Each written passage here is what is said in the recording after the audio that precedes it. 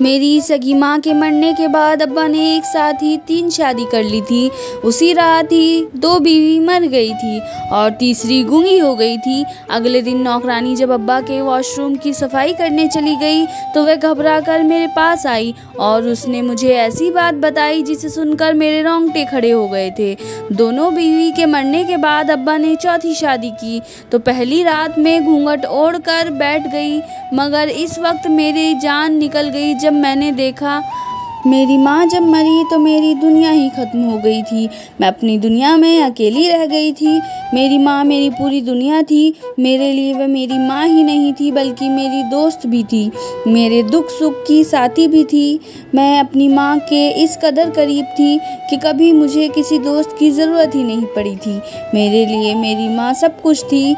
अब्बा भी बहुत अच्छे थे, अब्बा भी ख्याल रखने वाले थे, लेकिन मेरी माँ मेरे सबसे ज़्यादा करीब थी। जैसे सब कहते हैं ना कि मेरी माँ जैसा कोई नहीं है, और मैं यही बात करती हूँ कि मेरी माँ जैसा कोई नहीं है। लेकिन मेरी इस खुशी को किसी की नज़र लग गई। मेरी माँ बिल्कुल ठीक थी, लेकिन अचानक उनकी तबीयत ख़राब हो गई और मुझे छोड़कर चली गई।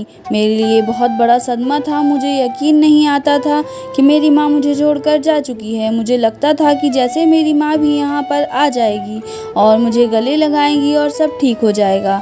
मेरी माँ के मरने के बाद कई दिन तक मैं पागलों की तरह रोती रही थी, उन्हें पुकारती रही थी। मेरी माँ का यूँ अचानक मर जाना मेरे लिए नाकाबिले यकीन था, लेकिन वक्त बहुत बड़ा मरहम है तो मुझे भी सब्र आता रहा। हम सिर्फ 2 बहन और 1 भाई थे। बड़ी बहन शादीशुदा थी और जबकि भाई दूसरे शहर में पढ़ता था, लिहाजा माँ के जाने के बाद हम दोनों अकेले रह गए थे।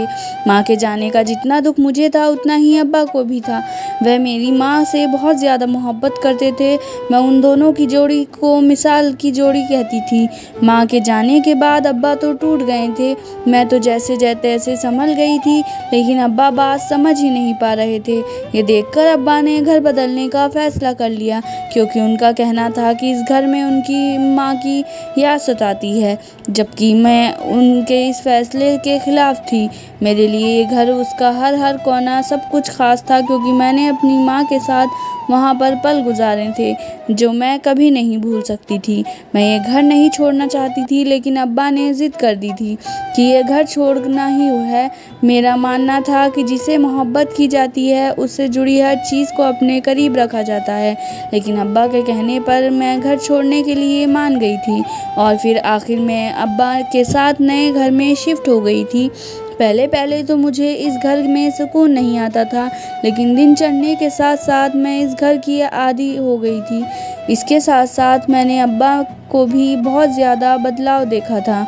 मेरे अब्बा जो अम्मा के जाने के बाद हर वक्त रोते रहते थे और जिनको देखकर मुझे लगता था कि वह कभी संभल नहीं पाएंगे और अम्मा के जाने के बाद किसी औरत को नहीं देख सकेंगे, लेकिन उनका वह रूप देखकर मुझे झटका लगा था। मुझे लगा था कि अब्बा ने वो घर इसलिए छोड़ा है क्योंकि उनको उस घर में बेचैनी हो रही थी, कि उस घर में माँ की याद आती थी, लेकिन ऐसा कुछ नहीं था। अब्बा तो शायद किसी मकसद से वहाँ से निकल कर यहाँ आए थे। मुझे लगता था कि माँ के बिना ही वह घर काट रहा था, लेकिन वह तो इस घर को बेचकर किसी नए मोहल्ले में किसी मकसद से आए थे। ऐसे ही दिन गुजरते गए थे। अब्बा के राज खुलने लगे थे। भाई तो दूसरे शहर में रहता था और बहन शादीशुदा थी जो बहुत कम आती थी। अब अब्बा पूरी रात बाहर रहते थे और मैं पूछती थी, मुझे टाल देते थे। उनका रवैया भी दिन पर दिन बदलने लगा था। मैं किसी के घर आती जाती भी नहीं थी। ये मोहल्ला और लोग सब कुछ मेरे लिए नए थे।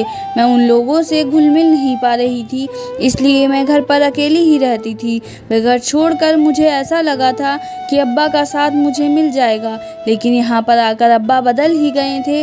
रात को गायब रहते थे, दिन दहाड़े बाहर रहते थे, न जाने किन लोगों से बातें करते थे। मुझे उनकी बातें शक में डाल देती थी और मैं पूछती तो मुझे डांटने लगते थे और मुझे हैरत होती थी कि जो अब्बा मुझे कुछ नहीं कहते थे, अब मुझे वे बात बात पर डांटने लगे थे। मुझ पर तो हैरत का झटका तब लगा जब एक सुबह बाप एक लड़की को अपने साथ लेकर आ गए। मैंने पूछा, ये कौन है? तो कहने लगे कि चुप हो जाओ, इसे कमरे में ले जाओ। मैं खामोशी से उसे कमरे में ले गई। तब उस लड़की ने मुझे बताया कि उसने मेरे अब्बा से शादी की है। अभी तक मैं उस सदमे को बर्दाश्त नहीं कर पाई थी। अब्बा ने दूसरा निकाह कर लिया। उसी दिन शाम को भी तीसरा निकाह भी कर लिया। अब्बा उसे लड़की को भी लेकर आ गए और दूसरे कमरे में बिठा दिया। मैं हैरान थी, सदमे में थी, दिल कर रहा था कि अब्बा से पूछूं क्यों की उन्होंने माँ से बेवफाई, लेकिन यह सवाल मेरे दिल में ही थे। मैं उसे अपने मुंह से निकालने की हिम्मत नहीं कर पा रही थी, क्योंकि मैं अब्बा का रूप देख लिया था और इस रूप में अब्बा मुझे कुछ भी कह सकते थे, क्योंकि वह बहुत ज़्यादा बदल गए थे। इसलिए मैं चुपचाप अपने कमरे में चली गई और बहुत ज़्यादा रोने लगी। मुझे अपनी माँ की बहुत ज़्यादा याद आ रही थी। वह जब से गई थी यहाँ से सब कुछ बदल गया था। मैं सब्र का घूंट पीकर रोती रही और थक कर सो गई। सुबह हुई तो मैंने देखा कि वह तीनों लड़कियाँ और अब्बा घर पर नहीं थे और मैंने सोचा कि वह तीनों कहाँ चली गए हैं। मुझे झटका तब लगा जब अब्बा दोपहर में वापस आए और मैं उनसे पूछा कि वह कहाँ पर है, तो अब्बा ने जवाब में कहा कि उन दोनों का इंतकाल हो गया है। मुझे बहुत ज़्यादा हैरत हो गई और एकदम अब्बा से मुझे डर लगने लगा। कल ही अब्बा उन दोनों से शादी कर अपनी बीवी की हैसियत में उन्हें यहाँ पर लेकर आए थे और अगले दिन यानी आज ही उनकी मौत हो गई है। मैंने पूछा कि अब्बा से पूछूं कि आखिर ऐसा क्या हो गया है कि दोनों की मौत हो गई, वह भी एक साथ, लेकिन डर की वजह से मैं उनसे कुछ नहीं कह पाई। मैं अब्बा से पूछने लगी तो मुझे उनसे डर लगने लगा। तभी एक और राज मेरे ऊपर खुला। दरअसल अब्बा ने कल 2 नहीं बल्कि 3 शादी की थी। मेरे सामने 2 लड़कियों को अपनी बीवी की हैसियत से लेकर आए थे, लेकिन तीसरी कब आई थी मुझे पता ही नहीं चला था। वह तो हमारे घर की नौकरानी ने बताया कि ऊपर के फ्लोर में साहब एक लड़की को लेकर आए थे। मैं ये सब सुनकर हैरान हो गई और जब मैं नौकरानी के साथ गई तो ऊपर एक लड़की बेड पर सहमी हुई रो रही थी। मैंने उससे पूछा तो उसने मुझे कोई जवाब नहीं दिया। तब थोड़ी देर बाद मुझे पता चला कि वह लड़की तो गूंगी है। जब नौकर ने देखा तो उसे बताया कि जब यह कल आई थी तो वह गूंगी नहीं थी, फिर अचानक से ये कैसे गूंगी हो गई। वही सुनकर बहुत ज़्यादा हैरान हो गई थी। ये क्या हो रहा है। नौकरानी और मैं दोनों हैरान थे। मुझे अब अब्बा से बहुत ज़्यादा नफ़रत होने लगी थी। मैंने कभी ख्वाब में भी नहीं सोचा था कि मेरे अब्बा ऐसे भी हो सकते हैं। पहले तो 2 लड़कियां एक साथ मर गईं और फिर एक लड़की गूंगी हो गई। ये बात बहुत अजीब थी और समझ से बाहर थी। लेकिन मैं इन सब में हैरान वाली बात यह थी कि जब अगले दिन नौकरानी मेरे पापा के वॉशरूम से सफाई कर रही थी तो उसने जो मुझे बताया मेरे रोंगटे खड़े करने के लिए काफ़ी था। मैं पत्थर बनकर नौकरानी को सुन रही थी और मुझे हैरत थी और मुझे शर्म आ रही थी कि वो मेरे पापा हैं। उनका और मेरा हैरान होना बनता था। अभी तक मैं उन सदमे से नीचे निकली ही थी कि मुझे मालूम हुआ कि पापा एक और शादी करके आए हैं। मुझे यह बात बहुत ज़्यादा परेशान कर गई थी कि भाई बहन को भी इस बारे में मुझे कुछ नहीं बताना था और ना ही मैं बताना चाहती थी, क्योंकि वह लोग परेशान हो जाते, इसलिए मुझे ही सब कुछ करना था। मैंने नौकरानी के साथ मिलकर एक प्लान बनाया। जब बाबा उस लड़की को अपनी शादी में करके लाने वाले थे तो मैं उसकी जगह पर घूंघट कर बैठ गई। मुझे अपने सब कुछ जानना था कि बाबा क्या करते हैं और इसलिए मुझे ये कदम उठाना पड़ा। लेकिन मेरी सांस जब ऊपर की ऊपर और नीचे की नीचे रह गई जब मैंने देखा कि जो मैं ज़िंदगी में कभी सोच भी नहीं सकती थी। मैंने कोई बहाना बनाकर आवाज़ बदलकर वहाँ से जाना चाहा, लेकिन अब यह सब कुछ मुमकिन नहीं लग रहा था। मुझे डर था कि कहीं मेरा घूंघट न उठ जाए और अब्बा को पता चल गया तो वह मुझे ज़िंदा ही ज़मीन में गाड़ देंगे, लेकिन मैं ऐसे नहीं होने देना चाहती थी। मेरे अंदर का खौफ मुझे आगे बढ़ने की हिम्मत दे रहा था, इसलिए ऊपर वाले ने मेरा साथ दिया और मैं किसी तरीके से अब्बा के कमरे से बाहर निकल गई और अब्बा के कमरे में उसकी दुल्हन को बैठा दिया। मैंने जो देखा था मेरे लिए ना यकीन था। मेरा दिमाग अभी तक सोच समझ नहीं पा रहा था। मैं सांस भी रुक रुक कर ले रही थी। मेरे लिए बहुत ज़्यादा ज़रूरी था कि मैं अपनी बहन भाई को सब कुछ बता दूं, लेकिन उससे पहले मुझे कुछ बड़ा करना था। मैंने अब्बा की बीवी को अपनी छोटी माँ मान लिया था। अब्बा की पहली 2 बीवी तो पहली रात ही मर गई थी, जबकि तीसरी गूंगी थी और यह चौथी, मुझे यह डर था कि कहीं से कुछ ना हो जाए, लेकिन वह बिल्कुल ठीक थी। मैं यह देखकर खुश हो गई, लेकिन मुझे डर था कि जल्दी ही इसे ही कुछ ना कुछ हो जाएगा, क्योंकि जो मैंने देखा था वह यकीन करने के लायक नहीं था। मुझे ये भी अंदाज़ा लग गया था कि अब्बा उसके अलावा भी और ज़्यादा शादी करेंगे, लेकिन इन सब से पहले मुझे कुछ ना कुछ करना था, कुछ ऐसा जो अब्बा को इन सब करने से रोक पाए।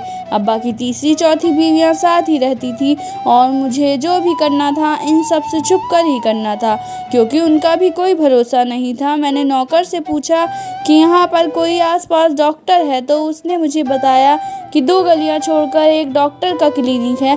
मैं बहुत मुश्किल से वहां पर गई, अब्बा की दोनों बीवियों से बचकर, और उससे एक अच्छी सी दवा लेकर आ गई। मैंने वह दवा अब्बा की खाने में मिलानी शुरू कर दी। ये काम बहुत मुश्किल था, क्योंकि एक तो अब्बा की बीवियां अपना खाना अलग बनाकर खाती थी और वे बहुत कम घर में रहते थे, लेकिन मैंने जैसे तैसे काम करना शुरू कर दिया था और अभी से जारी रखना बहुत मुश्किल था, क्योंकि अब रोज़ाना यही हाल होता तो पक्का इन लोगों को तो शक हो जाता। मुझे जल्द से जल्द कुछ करना था, कुछ ऐसा करना था कि सब कुछ ठीक हो जाता। मेरी नौकरानी, जो मेरी वफादार थी, अब वह भी डरने लगी थी और कहती थी कि वह अब मेरे साथ नहीं देगी, क्योंकि उसको अब्बा से डर लगता था। डर तो मुझे भी लगता था, लेकिन मैं अब पीछे नहीं जा सकती थी। मुझे तो अब्बा को अब्बा कहने में भी शर्म आती थी। मैंने डॉक्टर के पास जाकर दवाई तो ले ली थी, लेकिन अब मुझे डर लग रहा था कि कहीं मेरी पोल ना खुल जाए, इसलिए जल्द कुछ करना था। मेरे दिमाग में ख्याल आया और मैंने फ़ौरन ही उसे पर अमल करने के लिए सोचा। उसे दिन अब्बा मेरे घर से बाहर थे और मैं अब्बा की दोनों बीवियों में खाने में दवाई मिला दी थी और मैं नौकरानी के साथ अपने पुराने मोहल्ले में आ गई थी। वे मोहल्ला जो मैंने ज़िंदगी के कई बरस वहाँ पर गुजारे थे, मेरा बचपन वहीं पर गुजरा था। मैंने अपनी माँ के साथ कुछ लम्हे गुजारे थे और कुछ अपने लोग भी थे। मुझे वहाँ पर एक खाला के यहाँ पर जाना था। वह बहुत अच्छी औरत थी और मेरी माँ की अच्छी दोस्त थी और मुझे अपनी बेटी मानती थी। मुझे इस मुश्किल घड़ी में वही मेरा सहारा लगती थी। मैं उनके घर पर गई तो वह मेरे गले लग गई और मैं उन्हें देखकर रो गई थी और वह मुझे यूँ देखकर बहुत ज़्यादा परेशान हो गई थी। मैं जब उनको सब कुछ बता दिया तो उनकी आंखें हैरत से फटी की फटी रह गई थी। मैंने उनसे कहा कि खाला, आप मुझे इस मुश्किल घड़ी में ही नज़र आई हो, मेरी मदद करो खाला। खाला ने मुझे तसल्ली दी और मेरी मदद करने का वादा किया। मुझे यकीन था कि खाला मेरी मदद ज़रूर करेंगी और मैं इस मकसद के तहत आई थी, उसमें तो मदद मेरी ज़रूर करती और ऐसा ही हुआ। खाला ने जब मुझे तसल्ली थी तो मेरे दिल से काफ़ी सारा बोझ उठ चुका था और मुझे डर यह था कि अब कहीं अब्बा को सब कुछ पता न चल जाए।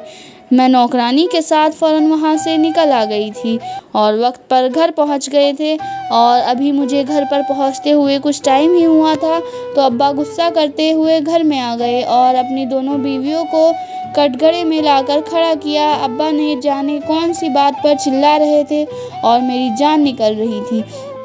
जब बाबा थोड़ी देर बाद घर से चले गए तो मेरी जान में जान आ गई और मैं कमरे से झांक कर देखा तो पूरा घर सुनसान नज़र आ रहा था। अभी थोड़ी देर ही गुजरी थी, पता चला कि अब्बा अपनी 5वीं बीवी को कहीं पर लेकर गए हैं। मैं ये सब सुनकर हैरान हो गई कि अब्बा उसको कहाँ पर लेकर गए हैं, लेकिन मुझे हैरत तब हो गई जब मुझे मालूम हुआ कि उसको सिर्फ कुछ देर के लिए नहीं बल्कि हमेशा के लिए यहाँ से लेकर चले गए हैं। ये जानकर तो मैं सदमे में आ गई थी। मुझे डर था कि कहीं ज़्यादा गलत ना हो जाए, इसलिए मैंने अपनी बड़ी बहन को कॉल कर घर आने के लिए कहा। उसने अपने कामों की बहुत लंबी लिस्ट बता दी और कहा कि मैं अगले हफ्ते आऊँगी, लेकिन मैं रो पड़ी कि अगर ना आई तो शायद फिर कभी भी ना देख सकोगी। मैं भाई को भी कॉल कर जल्दी से जल्द आने के लिए कहा।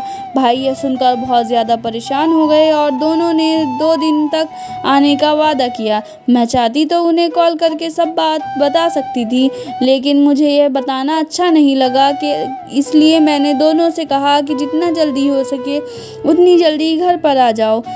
मेरी अब्बा की दोनों बीवियों से कोई बात नहीं होती थी। अब्बा ने मुझे सख्ती से मना किया था कि अपनी दोनों माँ से बात नहीं करनी है और ना ही अपने भाई बहन को बताना है। मैंने उनसे पहले ही बहुत ज़्यादा डरी हुई थी, इसलिए मैंने भाई बहन को कुछ नहीं बताया था और दूसरे मैं उनको परेशान भी नहीं करना चाहती थी। लेकिन अब पानी सर के ऊपर जा चुका था और लाजमी था कि उन्हें सब कुछ बता दिया जाए, क्योंकि वह तो उनके भी अब्बा हैं। मुझे डर के मारे जान निकल रही थी और मैं अपने भाई बहन के आने का इंतज़ार करने लगी थी, क्योंकि अब एक लम्हा यहाँ पर गुजारना मुश्किल था। 1-2 दिन ऐसे ही गुजर गए थे और अब मैं ऊपर वाले का नाम लेकर वक्त गुजार रही थी। तभी अब्बा के कमरे से गुजर रही थी और अंदर आने वाली आवाज़ से जो मैंने बातें सुनी तो मेरे पैरों तले ज़मीन निकल गई और उसने मुझे हकीकत से डरा दिया था। मैं कांपते हुए अपने कमरे में चली गई और खाला को कॉल करी कि ऊपर वाले के वास्ते आ जाओ, देर हो जाएगी। हालांकि यह बातें सुनकर उनके हाथ पैर फूल गए और कहा जल्दी से आ रही हूँ, तुम मेरा इंतज़ार करो। और मैं उनका इंतज़ार करने लग गई थी। तभी मैंने बाहर हॉर्न की आवाज़ आई तो देखा तो बाहर खाला आ गई थी और मेरे भाई बहन भी आ गए। मैं अपने भाई बहन को देखकर रोने लगी थी। भाई बहन को कुछ नहीं पता था तो मुझे रोता हुआ देखकर परेशान हो गए थे। उनसे पूछ रहा था कि ऐसा क्या हो गया, तुम इतना रो क्यों रही हो। लेकिन तभी अब्बा अपनी गूंगी बीवी के साथ कमरे से निकल कर आ गए। उनको उनके कुछ सवालों के जवाब मिल गए थे। अब्बा हम दोनों को देखकर हैरानी से उन दोनों को देख रहे थे। जब उनकी नज़र पुलिस वालों पर पड़ी तो अब्बा सांस लेना भूल गए थे। अब्बा को देखकर भाई ने बाप से पूछा कि क्या हो रहा है। भाई कुछ ऐसे सवाल कर रहे थे जबकि अब्बा पत्थर बने हुए खड़े थे और कुछ नहीं बोल रहे थे। तो भाई मेरी तरफ मुझे और मुझसे पूछने लगे कि क्या हुआ है, सच सच बता दो। सब कुछ भाई के पूछने पर मैंने उनको बताया और बताना शुरू किया कि जब माँ मेरी तो मरी तो अब्बा घर छोड़ने की ज़िद करने लगे थे कि वह घर छोड़कर हमें जाना था, क्योंकि उनका कहना था कि वहाँ पर उन्हें माँ की याद आती है। मैंने अब्बा की तकलीफ़ को देखा और चुपचाप वहाँ से घर छोड़ दिया। लेकिन वह घर छोड़ना मेरी ज़िंदगी की सबसे बड़ी गलती थी। दरअसल अब्बा को माँ की याद नहीं आ रही थी, बल्कि एक मकसद के लिए यहाँ से निकले थे, क्योंकि वह जो काम कर रहे थे वह काम वो पुराने मोहल्ले में नहीं कर सकते थे और लोगों के सामने पकड़े जाते।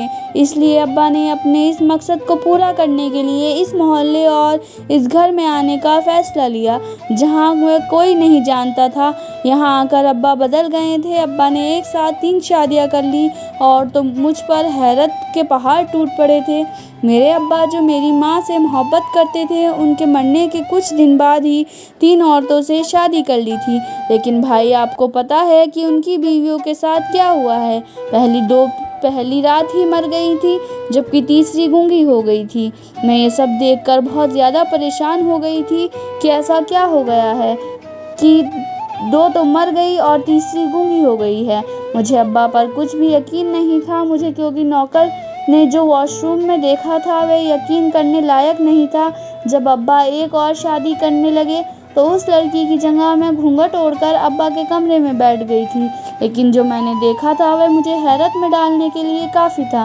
मेरा दिल करा कि अब मैं अब्बा का सच आप सबको बता दूं, लेकिन फिर मुझे ऐसा लगा कि आप दोनों परेशान हो जाएंगे। मुझे ठीक नहीं लगा, मुझे अब्बा को ही सबसे रोकना था। इसलिए मैं किसी डॉक्टर के पास गई और एक नशे वाली दवा लेकर आ गई, जो मैं अब्बा और उनकी बीवियों को खिलाती थी, ताकि अब्बा अपने मकसद से हट सके और उनकी बीवियां महफूज रहे। अब्बा की बीवियां दोनों मासूम थी और बाबा के डर की वजह से मुझसे बात नहीं करती थी। यह सब कुछ करने के बाद मुझे खाला का ख्याल आया और मैंने उन्हें सब कुछ बता दिया और कहा कि वह मेरी मदद करे, क्योंकि खाला का बेटा पुलिस में है। खाला ने मदद करने का वादा किया और मैं फ़ौरन वहाँ से चली आई थी। लेकिन जब मैं घर पर वापस आई तो पता चला कि अब्बा अपनी एक बीवी को यहाँ से लेकर जा चुके हैं। लेकिन उससे ज़्यादा हैरान वाली बात यह थी कि जो मैंने अब्बा के कमरे से आई हुई आवाज़ों को सुना था जो मैं सुनकर तड़प तड़प कर रो पड़ी थी। तो बहन ने मुझे पानी पिलाया और कहा कि अब मुझे बताओ कि ऐसा क्या बात सुनाई है तुमने जो अब्बा कह रहे थे। अब्बा सर झुकाए हुए खड़े थे और मेरे बोलने से पहले ही वे बोलना शुरू हो गए कि मुझे माफ़ कर दो, तब मुझे बहुत बड़ी गलती हो गई थी। मेरे गुनाह का कोई सज़ा नहीं है। मैं तुम्हारी माँ का कातिल हूँ। ये सुनकर हम सबको बहुत बड़ा झटका लगा था। जब इस घर में आई और अब्बा का एक नया रूप देखा तो मुझे अंदाज़ा था कि अम्मा के अचानक से मर जाने की वजह कहीं ना कहीं अब्बा ज़रूर होंगे, और मेरा अंदाज़ा बिल्कुल सही साबित हो गया था। हम सब गौर से अब्बा को देख रहे थे, जो कह रहे थे कि मैं एक जुए में 3 करोड़ हार गया था और मुझे वह किसी न किसी तरीके से लौटाने थे। मुझे एक दोस्त ने, जिस पर 3 करोड़ का कर्ज था, उसने मुझे कहा कि अपनी बीवी का गुर्दा बेचकर मुझे मेरी रकम दे दो। इसी वजह से मैं तुम्हारी माँ को उल्टी सीधी दवा खिला दी, लेकिन वह मर चुकी थी। उसके जाने के बाद मैं मुश्किल में आ गया था और इन दोस्त ने मुझे एक ऐसा कारोबार का मशवरा दिया जो सालों से कर रहा था। मैं नॉर्मल इंसान होता तो मैं उसकी बात ख़त्म कर देता, लेकिन आहिस्ता आहिस्ता मुझे पता चला कि वह जब मुझे अपने पास मिलने के लिए बुलाता तो ऐसे चीज़ें खिलाता जिससे मेरा दिमाग उसकी बातों को करने लगा। वह गरीब लड़कियां बेचने का कारोबार करता था और यूं ही मैंने 3 लड़कियों से शादी कर ली थी। इनमें से 2 थी, उन्होंने मुझसे बचने के लिए जहर खा लिया था, और जबकि तीसरी का मुंह बंद करने के लिए मैंने ऐसी दवा खिला दी थी कि वह कुछ टाइम के लिए गूंगी हो गई थी। इस कारोबार में मुझे कोई फ़ायदा नहीं हो रहा था क्योंकि 2 तो मर गई थी और एक गूंगी हो गई थी। मेरी नौकरानी ने जब सफाई की तो उसे वहाँ पर एक जहर की पुड़िया मिली थी, जिसे देखकर वह मेरी बेटी के पास गई। यह सब मेरी गूंगी बीवी ने बताया। तभी मैंने सबको डरा कर रखा था, किसी को कुछ ना पता चले। मुझे जल्द से जल्द इन सब चीज़ों को ख़त्म करना था, इसलिए मैं गूंगी बीवी से शादी करने के बाद, और जो मैंने 5वीं शादी की, उसी शादी के बाद ही तुरंत बेच दिया क्योंकि वह यहाँ से भागने की कोशिश कर रही थी। और अब थोड़ी देर पहले मैं अपनी गूंगी बीवी से यही कह रहा था कि इसे बेचने के बाद मैं अपनी बेटी की शादी भी कर दूंगा, जहाँ से मुझे अच्छे पैसे मिल जाएंगे और मेरा कर्ज उतर जाएगा। दरअसल जब से मैं इस कारोबार में पड़ा था तो मुझे पैसे की हसरत लग गई थी कि मैं अच्छा बुरा सब कुछ भूल गया था, और मैंने वह सब कर दिया जो मैं कभी सोच भी नहीं सकता था। मुझे माफ़ कर दो, ये सब कहकर पापा ज़ोर ज़ोर से रोने लगे थे। लेकिन अब पापा ने अनजान में बहुत ज़्यादा जुल्म कर दिया था और उन्होंने 3 का कत्ल कर दिया था। और मैं जब बाबा के कमरे में घूंघट डालकर बैठी थी तभी मुझे वह राज मालूम हो गया था जो अब्बा बताना भूल गए थे। अब्बा किसी से कॉल पर बात कर रहे थे, लड़कियां बेचने का कोई कह रहे थे, और एक साथ ही यह भी कह रहे थे कि ज़रूरत पड़ी तो वह अपनी बेटी को भी बेच देंगे, क्योंकि मैं उनकी सगी औलाद नहीं हूँ, बल्कि उन्होंने मुझे किसी से गोद लिया था। और इस बात का इल्म मेरी बहन भाई को भी था। अब्बा को पुलिस पकड़ कर ले गई थी, जबकि मैं यह सब सुनकर और सोचकर सदमे में फूट फूट कर रोने लगी थी। मैं अपने भाई बहन की सगी बहन ना होने के बावजूद भी उन्होंने मुझे बहुत सहारा दिया और अपने साथ ले गए। मेरी बहन, मुझे और मेरा भाई थोड़े दिन के बाद अपनी पढ़ाई के लिए बाहर चले गए। मेरी बहन ने मेरा खूब ज़्यादा ख्याल कर और कुछ ही सालों में बाद मेरी शादी कर दी। आज मेरी शादी बहुत बड़े घर में हुई है और मेरे पति बहुत ज़्यादा अच्छा है। मेरे भाई की भी शादी हो चुकी है, लेकिन मेरे बाबा अभी तक जेल में हैं।